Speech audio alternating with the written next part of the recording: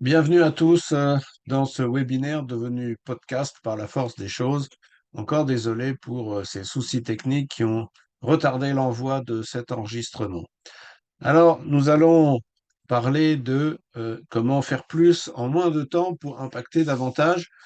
Simple préambule, même si certains aspects de mes propos intéressent tout le monde, certains autres aspects s'adressent davantage à des dirigeants avec un certain nombre de collaborateurs à travailler avec eux. Pour ceux qui ne me connaissent pas, quelques mots peut-être pour me présenter. Je suis Vianney Bernard. J'ai une formation école de commerce de gestion.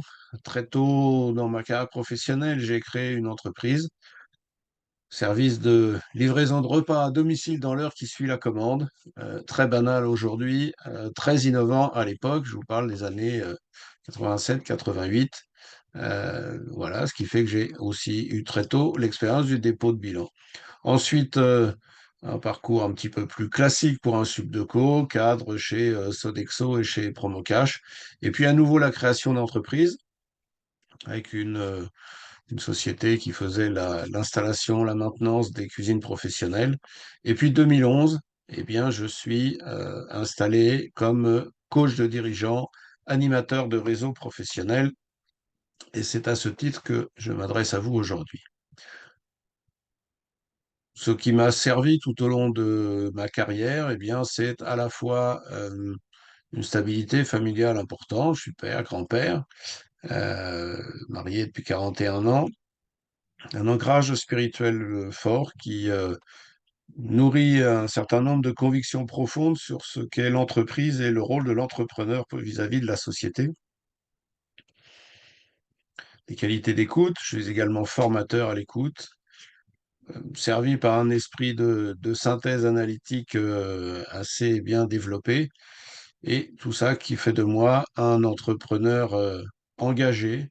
C'est à ce titre que j'ai fondé et que je développe actuellement le mouvement Influencers, qui rassemble les dirigeants qui ont compris que nous devons faire autrement, diriger autrement nos entreprises et qui souhaitent fédérer les talents au service de l'humain et du bien commun.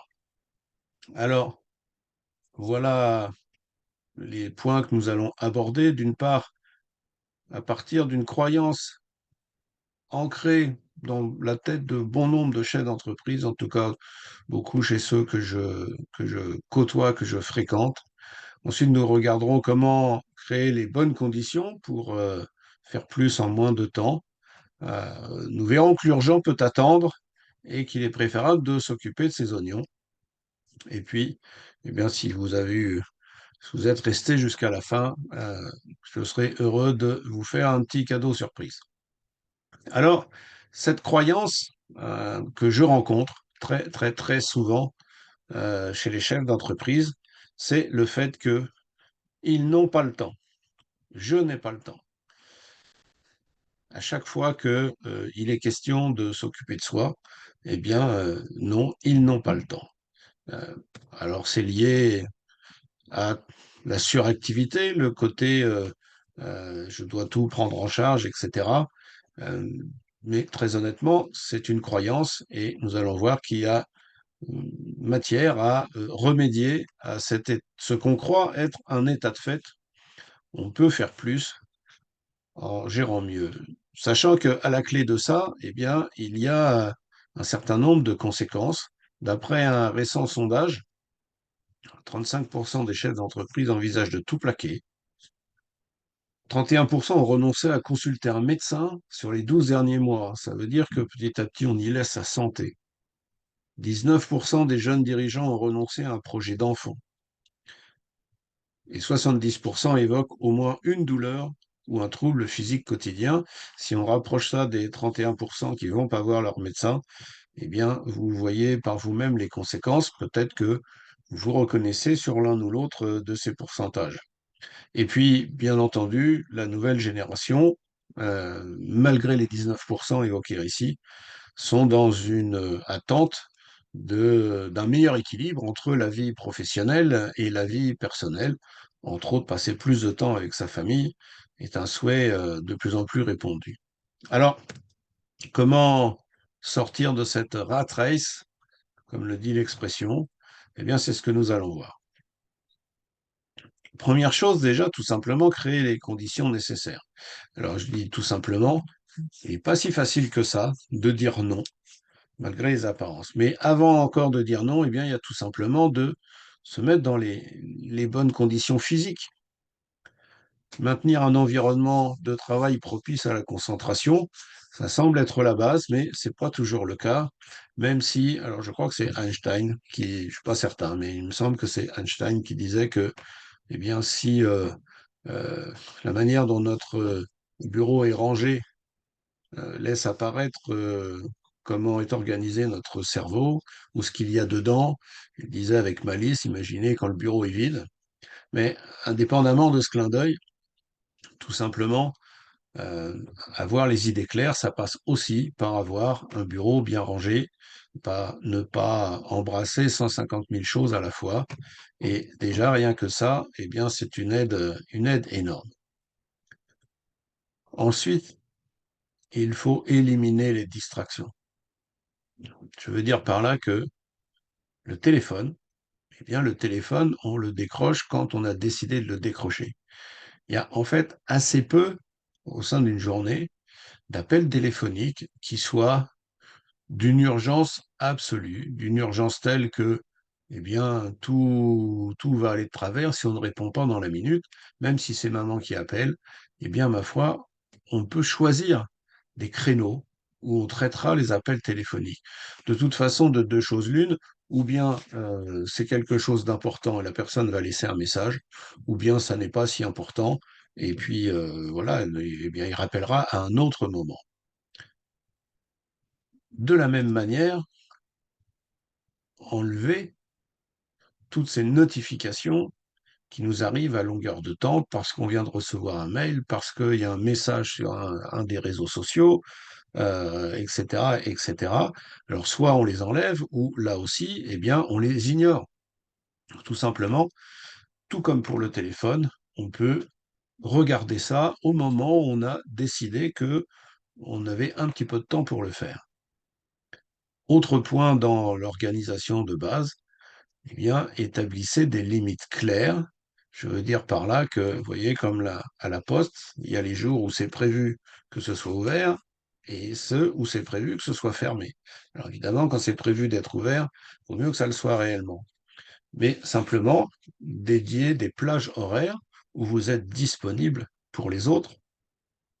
Je me souviens d'un client qui ne pouvait même pas traverser le couloir pour aller jusqu'aux toilettes sans se faire interpeller par quelqu'un qui éventuellement le suivait jusqu'aux toilettes pour avoir sa réponse pour des choses qui, la plupart du temps, relèvent du quotidien des collaborateurs et où ils sont en capacité de répondre par eux-mêmes.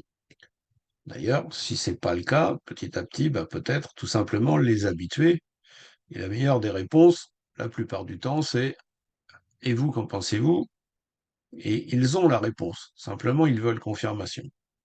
Donc, rendons-les adultes et autonomes et dédier des plages horaires pour les moments où vous acceptez d'être à la disposition des autres, mais refusez tous ces dérangements intempestifs qui font que, effectivement, à la fin d'une journée, on a l'impression de ne pas avoir fait grand-chose et qui nous entretiennent dans la croyance que nous n'avons pas le temps.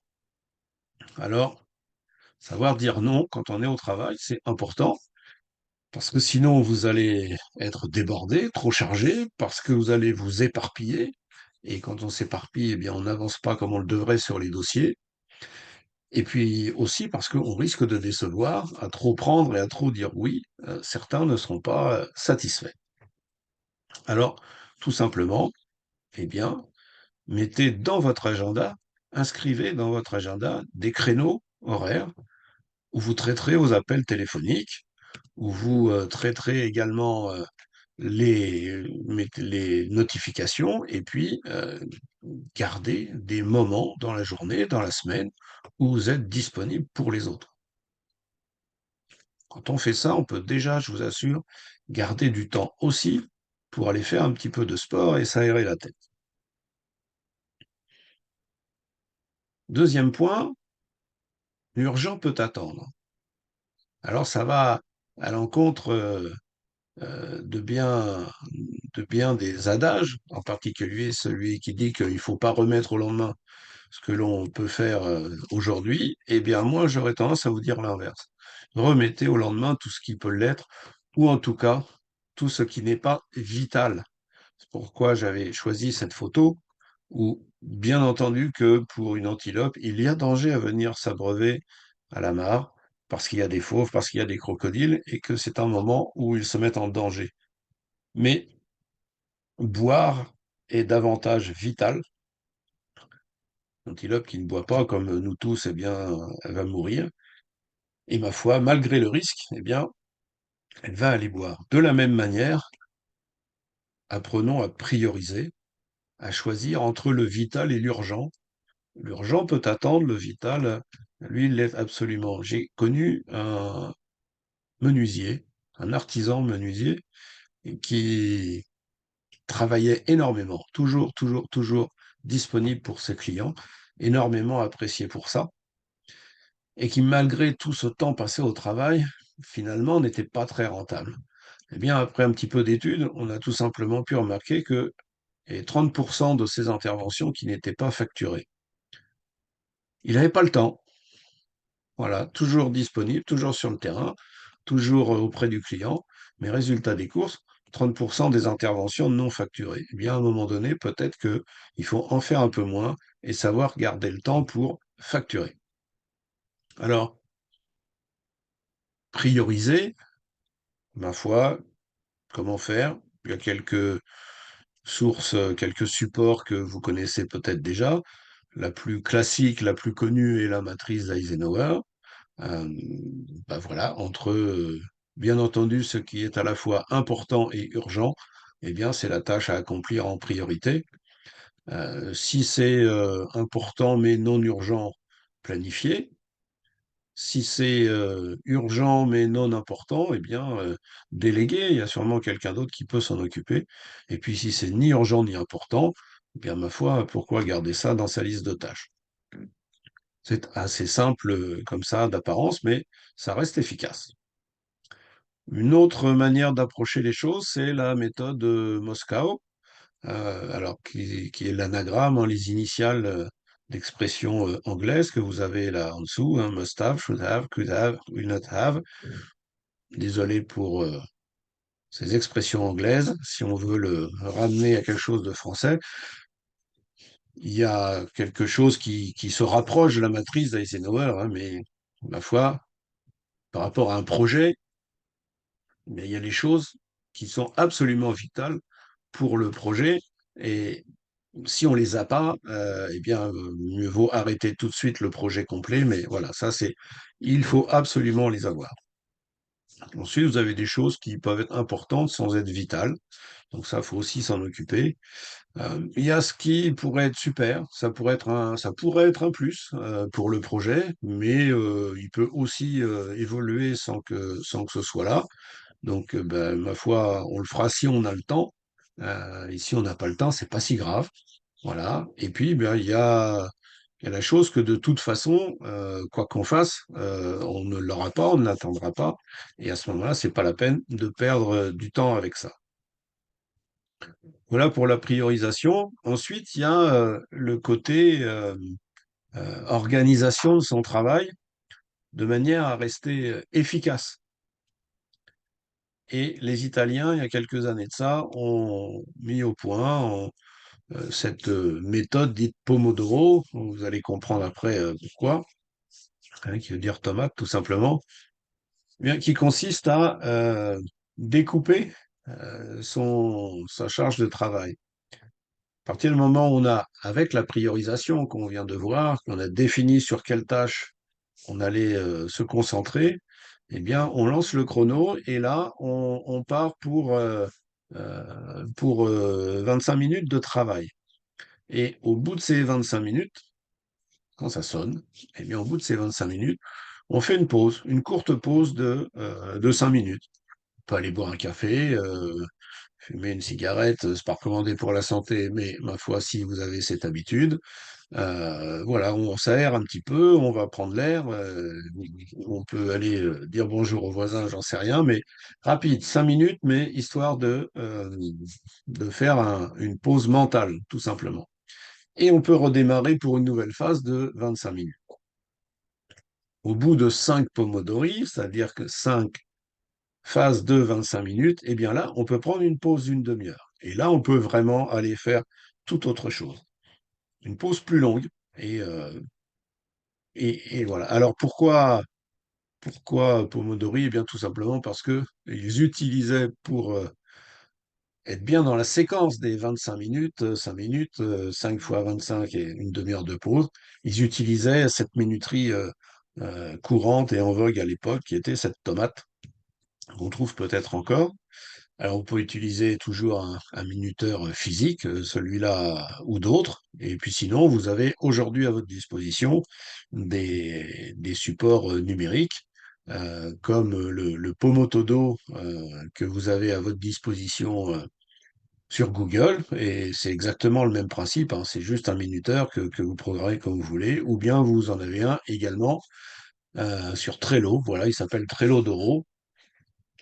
Trello, qui est un support en ligne de- d'organisation du temps et de projet.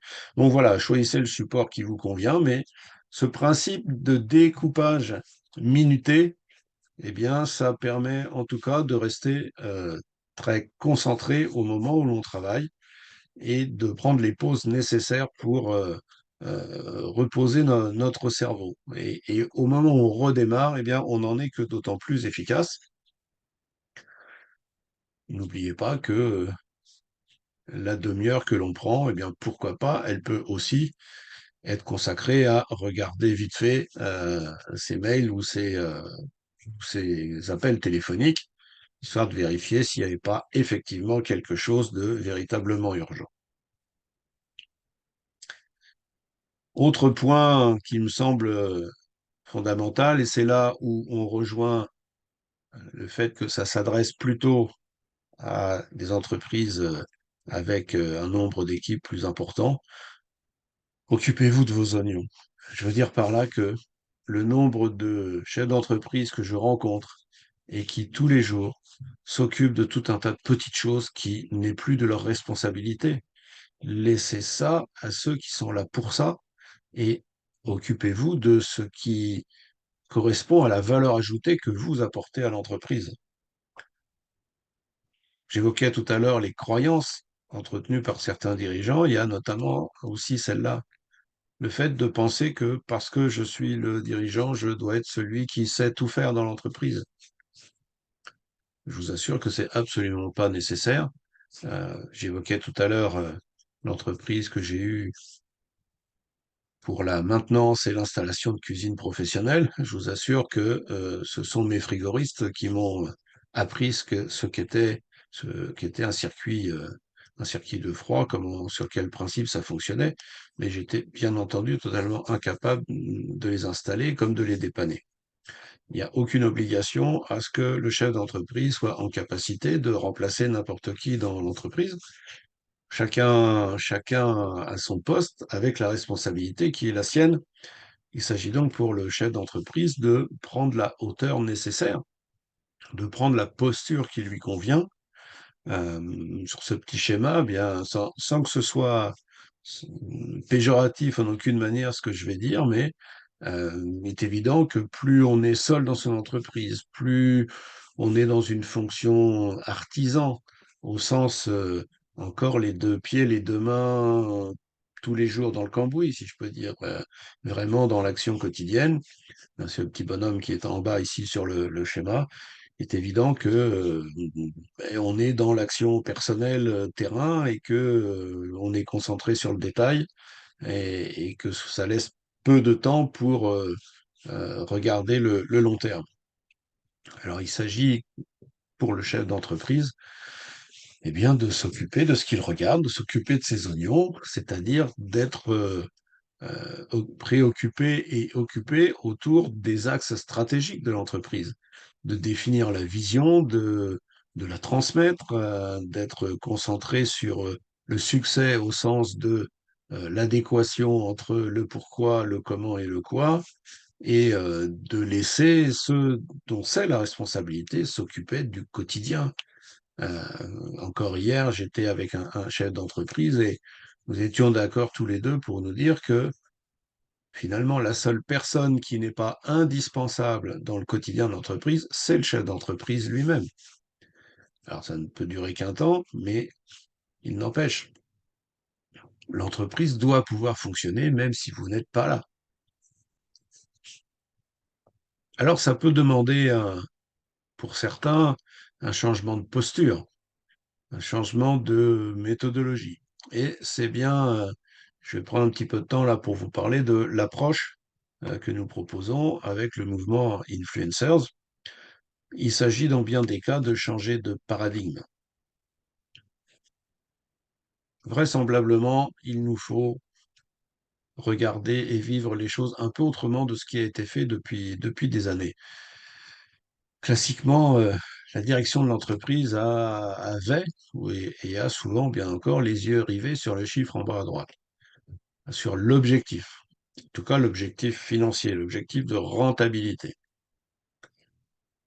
Que pour atteindre cette rentabilité ou cet objectif, on met en place des processus, de plus en plus de méthodes, de processus, avec des managers qui surveillent des ressources humaines qui font tourner les processus.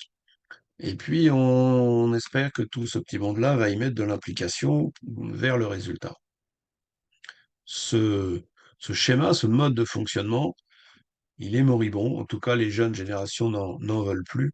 Et vraisemblablement, et on a vu combien de burn-out, de bore-out ou blow-out ça peut produire, euh, il nous semble qu'il faut regarder les choses autrement que la direction s'occupe de ses oignons et eh bien, se préoccupe surtout de proposer une vision, de donner du sens, d'utiliser pour l'intelligence émotionnelle pour transmettre et entretenir une équipe de collaborateurs que l'on fera fonctionner sur le principe de subsidiarité, c'est-à-dire que partir du principe que finalement, celui qui sait le mieux comment améliorer le travail, comment faire différemment pour que ce soit encore plus efficace, ben, c'est celui qui le fait. Donc la décision au plus près de celui qui aura à la mettre en œuvre, en mettant en œuvre des méthodologies d'intelligence collective, comme le co-développement par exemple, on va en dire deux mots ensuite, ça n'enlèvera pas les processus, il y en aura toujours. Simplement, on sait aujourd'hui que l'intelligence artificielle va les faire tourner de manière beaucoup plus optimale encore. Et ma foi, si on tourne dans ce sens-là, si on fonctionne de cette manière, on peut voir arriver le résultat comme son nom l'indique, comme une conséquence. Si c'est un résultat, c'est une conséquence et non l'objectif. Il s'agit de ne pas confondre les deux. On n'oublie pas les managers, mais simplement il s'agit de les remettre à leur vraie place, c'est-à-dire d'être au service des collaborateurs, plutôt comme des coachs que comme des surveillants généraux. C'est ce que nous voulons défendre, mettre en avant, sur ce sur quoi nous désirons travailler avec le mouvement Influencer. Et on le fait comment? Avec quelle méthodologie? Pour le coup, eh bien, avec à la fois du co-développement et de l'analyse comportementale. Pour vous en donner les grandes lignes, eh bien, toute notre approche se fait avec un algorithme qui donne un profil comportemental, du travail sur la vision, ensuite un processus de décision particulier, et enfin un outil du quotidien pour faire vivre ça au jour le jour. Alors, cette approche comportementale, ma foi, elle est liée à un algorithme que d'autres utilisent aussi, même si cet algorithme-là, les sources sont utilisées par d'autres. Alors, ça donne lieu à un profil et notamment, eh bien, une dominante comportementale naturelle quand on est en zone de confort, adaptée lorsqu'on nous sort de notre zone de confort, avec de la couleur pour mieux se repérer, voilà. En tout cas, ça permet de mieux comprendre comment je fonctionne, et de se dire aussi que, eh bien, en face, je peux avoir quelqu'un qui fonctionne différemment, qui en tout cas a son propre mode comportemental, qui peut différer du mien et avec qui il s'agit vraisemblablement d'entrer en correspondance pour mieux me faire comprendre et pour mieux le comprendre. Ensuite, on peut travailler sur euh, le succès, justement, au sens de le bon équilibre, la bonne cohérence entre mon pourquoi, ma vision, la raison d'être de l'entreprise, qui est finalement beaucoup plus importante que tout le reste, et comment mon business model, c'est-à-dire le comment, et le produit final, eh bien, comment ils sont la traduction de la mise en œuvre de cette vision. Alors, pour ça, on travaille deux axes, la vocation, la raison d'être, hein, le but de l'entreprise, ce qu'elle apporte à la société, à ses clients, et ensuite la visualisation. C'est-à-dire que bah, pour mettre en œuvre cette raison d'être, cette vocation, quelles sont les étapes, les grandes étapes, et ça, c'est la responsabilité du chef d'entreprise. La particularité du chef d'entreprise, au jour le jour, s'il y avait une seule chose à retenir, c'est lui qui ou elle qui décide. Décider, c'est le propre du responsable et du chef d'entreprise. Alors nous nous sommes donné une petite méthodologie qui va dans le bon sens, c'est-à-dire d'abord visualiser, célébrer pour créer un ancrage psychologique positif qui fait qu'on est dans les bonnes conditions pour penser sa stratégie, ce qui génère des émotions positives. Et à partir de là, on peut se mettre en action avec un plan bien défini qui nous permette de savoir ce que j'ai à faire aujourd'hui et maintenant pour être dans la réalisation de la vision à terme. Et puis se donner l'habitude, de nouvelles habitudes pour fonctionner. Je vous assure que ça a l'air simple comme ça, mais très souvent, on fonctionne à l'envers. On fonctionne par habitude, fût-elle finalement pas si bonne que ça, mais parce qu'on a toujours fait comme ça dans le métier, parce que on faisait comme ça dans les générations d'avant, etc., etc. Ça peut paraître un peu conceptuel, ça l'est d'ailleurs. C'est pourquoi, pour s'en servir au quotidien, pour fonctionner tous les jours, eh bien, nous avons le journal du succès, qui est vraiment le support pour mettre l'IMAR en action et le faire vivre tous les jours. Alors, il y a une espèce de principe de rétro-planning, hein, tout simplement, c'est-à-dire que je planifie mon succès, je planifie ma réussite. Ce journal du succès me permet de visualiser, de planifier et d'agir. Et c'est ça qui va guider mon organisation personnelle et mon travail à moi, chef d'entreprise, au quotidien. Alors, une fois qu'on a pu identifier les grandes étapes, ce qui doit être fait 6 mois avant, 5 mois avant. Enfin voilà, je parlais de rétro-planning. Et de là, on peut descendre ce qui doit être fait ce mois-ci, ce qui doit être fait cette semaine. Et à partir de là, on peut lister les actions que je dois faire cette semaine et que je dois faire aujourd'hui. Jusque-là, rien de bien innovant, c'est du rétro-planning. Ce qui est intéressant par contre, et ce sur quoi nous travaillons, c'est le côté évaluation régulière. C'est-à-dire que à la fin de chaque journée, de chaque semaine, de chaque mois, eh bien, je peux m'interroger, est-ce que j'ai atteint ce que j'avais planifié d'atteindre? Quels sont les résultats? Est-ce que mes célébrations sont en place? Parce qu'encore une fois, créer ce rituel positif m'aide à créer une habitude. Donc la célébration, c'est important. Et puis, eh bien, quels sont mes succès ou qu'est-ce que j'ai appris? Si jamais le succès n'était pas tout à fait au rendez-vous, qu'est-ce que j'ai appris et qui va me permettre de corriger, justement, en regardant qu'est-ce que je supprime, qu'est-ce que j'améliore, qu'est-ce que j'ajoute? Eh bien, en faisant ce fonctionnement régulièrement, je vais continuer d'optimiser mon temps et surtout en le concentrant et en étant en permanence focus sur ce que moi je dois faire aujourd'hui dans le cadre de ma responsabilité de chef d'entreprise. Qu'est-ce que moi je dois faire aujourd'hui pour atteindre les objectifs que nous nous sommes fixés à terme, à mettre en rapport avec, bien entendu, ce qu'on a vu au départ. Donc, en résumé, le journal du succès, c'est décliner les actions principales dont j'ai à m'occuper, évaluer régulièrement mes apprentissages, mes succès, ajuster pour que je sois dans une habitude orientée au succès, et puis ne pas oublier de célébrer, de se féliciter. C'est le principe général, et surtout, encore une fois, ce qui est important, c'est que c'est tous les jours. Donc là aussi, que chacun fasse comme il le souhaite, soit on l'inscrit dans son agenda, le moment où je m'occupe de mon journal du succès, je le mets à côté de la machine à café si c'est un endroit où je passe systématiquement le matin. Je peux mettre des alertes sur mon téléphone, peu importe le moyen, mais en tout cas, c'est tous les jours.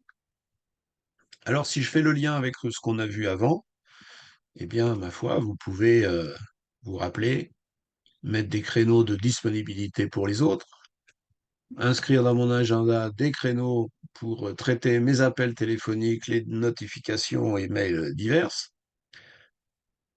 et ne pas hésiter à inscrire aussi dans son agenda les créneaux que je me donne pour travailler mon journal du succès, pour travailler ma planification, parce que ce petit temps-là que je vais passer tous les jours va me permettre d'en gagner beaucoup pour le reste. Surtout si derrière, eh bien, j'utilise la méthode Pomodoro, avec des créneaux attribués à différentes tâches. Et si on veut être dans l'efficacité, vous voyez qu'on peut aussi attribuer les couleurs correspondant aux dominantes comportementales que j'ai évoquées tout à l'heure. Et là, on peut se construire, hein, on peut de manière très visuelle voir si eh bien, je m'occupe de tous les aspects de l'entreprise, puisque j'ai un peu toutes les couleurs. Euh, et puis là, je peux, sans problème, dégager du temps pour ma famille le mercredi après-midi si je le souhaite, et toujours pour mon activité sportive. Ça reste très schématique ce que je vous dis là, mais je vous assure que ça fonctionne. Encore une fois, ça peut paraître à la fois simple, sinon simpliste, mais c'est pas si facile que ça à mettre en œuvre, d'autant que les spécialistes ont montré maintenant que la création d'une habitude, c'est quelque chose de pas simple. Il faut un effet déclencheur. Il faut évidemment entrer dans une action systématique.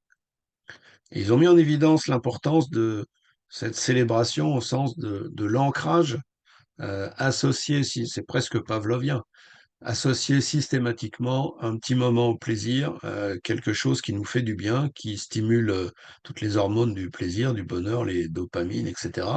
Et à partir du moment où je l'associe systématiquement à l'action en question, eh bien, ça va aider à entrer dans une habitude.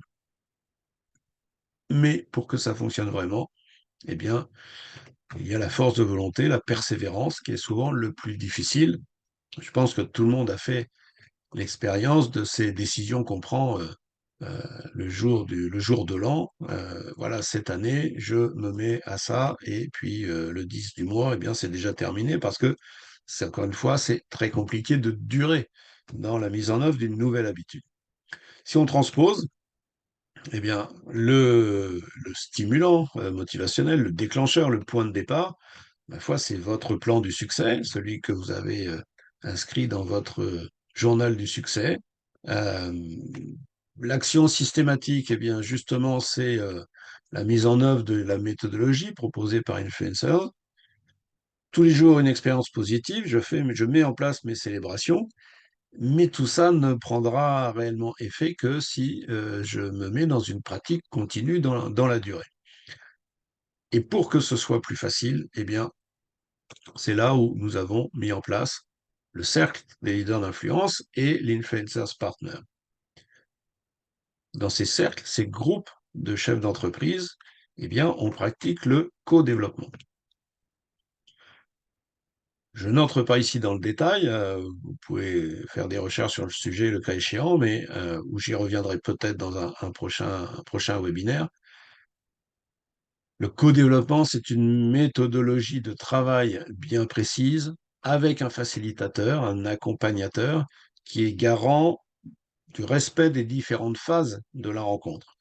mais c'est une méthode de travail pour que tout un groupe puisse apporter des contributions, des idées de résolution à quelqu'un qui bénéficie de ce moment, quelqu'un qui porte une décision à prendre, un questionnement sur un sujet précis, et on va organiser toute la séance pour lui apporter des solutions concrètes où il restera autonome sur la décision. Encore une fois, la difficulté, c'est de tenir ses engagements. Parce qu'on sait ce que c'est que le quotidien d'un chef d'entreprise et que on peut avoir d'excellentes bonnes intentions et il faut tenir dans la durée.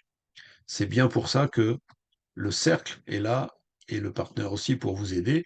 Le cercle, c'est le contexte pour tenir l'engagement envers vous-même.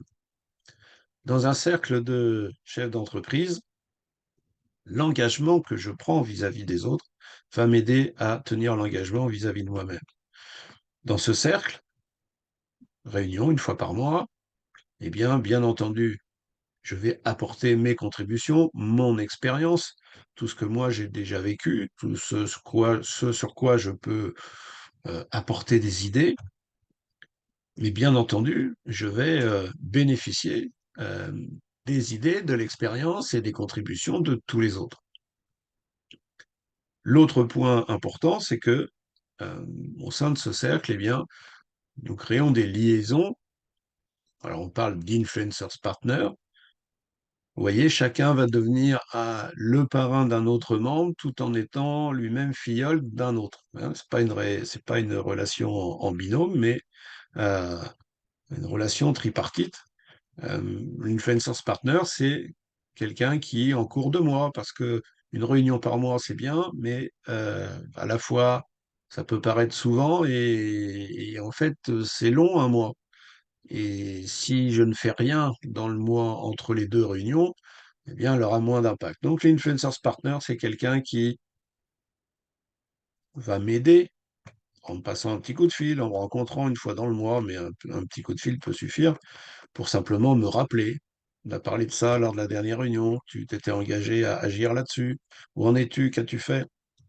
Une espèce d'aiguillon qui m'aide, me rappelle, quelqu'un qui est dans le même mouvement, qui participe à la même réunion, donc on est sur un moment d'évolution en commun, mais qui plus particulièrement, voilà. Et dans ce rôle de parrain vis-à-vis de quelqu'un d'autre, eh bien, de toute façon, j'entends pour moi-même des choses qui font écho et qui vont m'aider également dans mon quotidien.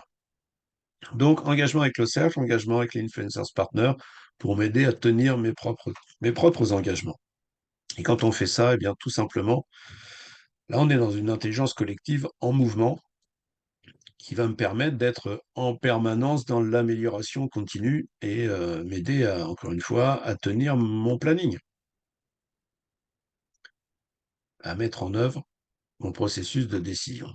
Alors, très rapidement, vous avez compris qu'un cercle de leaders d'influence, c'est un processus de co-développement accompagné, avec des résultats mesurés. On peut regarder sa propre évolution.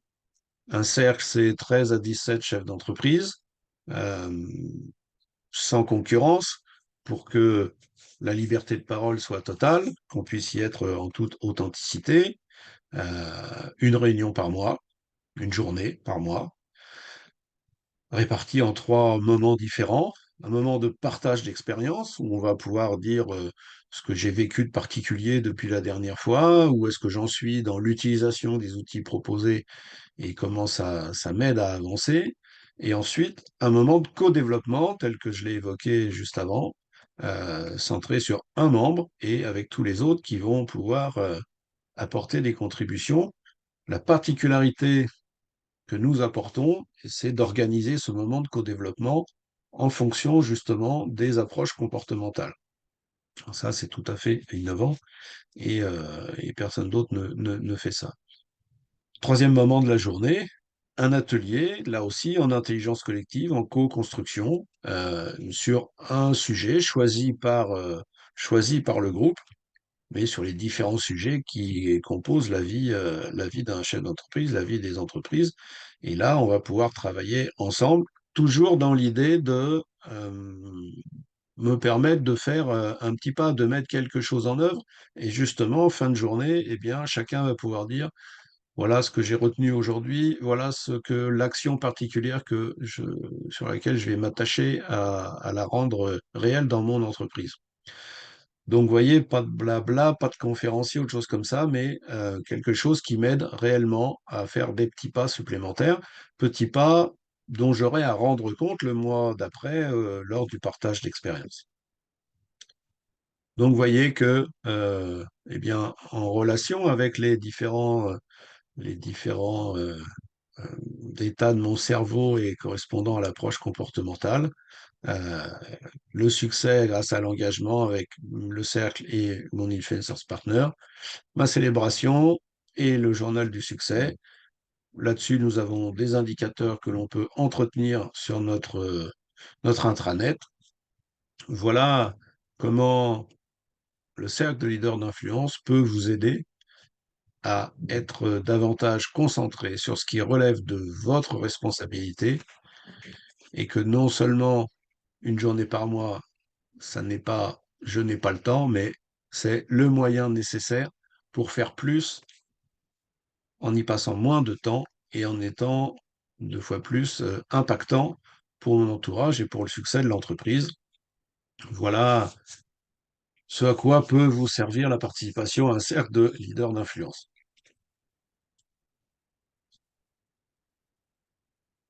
Je vous laisse, c'est une autre manière de dire la conclusion que je viens d'apporter. Alors, j'avais parlé d'un cadeau à la fin. Eh bien, alors, il est évident que, puisqu'on n'est pas dans l'enregistrement, puisque nous ne sommes plus dans l'enregistrement du live, je n'ai plus le lien qui était proposé pour pouvoir s'inscrire directement.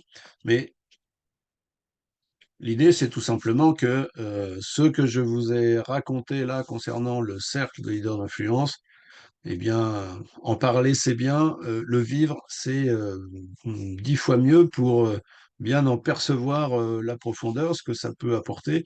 Vivre un vrai moment de co-développement avec d'autres chefs d'entreprise, ça reste le meilleur moyen d'en comprendre l'utilité et la spécificité. Alors, tout simplement, eh bien, je serais heureux de vous offrir la participation à un moment un peu en réduction, hein, pas une journée complète, mais quelque chose qui puisse se vivre en présentiel près de chez vous avec d'autres chefs d'entreprise, euh, bien de vous offrir ce moment-là pour vous faire une opinion beaucoup plus concrète. Alors, si vous souhaitez bénéficier de cette proposition, eh bien, tout simplement, n'hésitez pas à me le dire en message privé sur LinkedIn, puisque de toute façon, c'est là notre point de relation. Voilà, n'hésitez pas, dites-le moi. Nous avons des représentants d'influencers, des référents dans vos régions respectives. Et dites-moi si vous souhaitez en profiter, je vous mettrai en relation avec la personne concernée. Voilà, merci beaucoup pour votre attention. Encore une fois, désolé pour ce décalage de temps et à très bientôt, peut-être pour d'autres webinaires à venir. Merci beaucoup, à très bientôt, avec plaisir, à votre disposition quand vous le souhaitez pour échanger davantage. N'hésitez pas, encore une fois, LinkedIn nous met en relation. À très bientôt.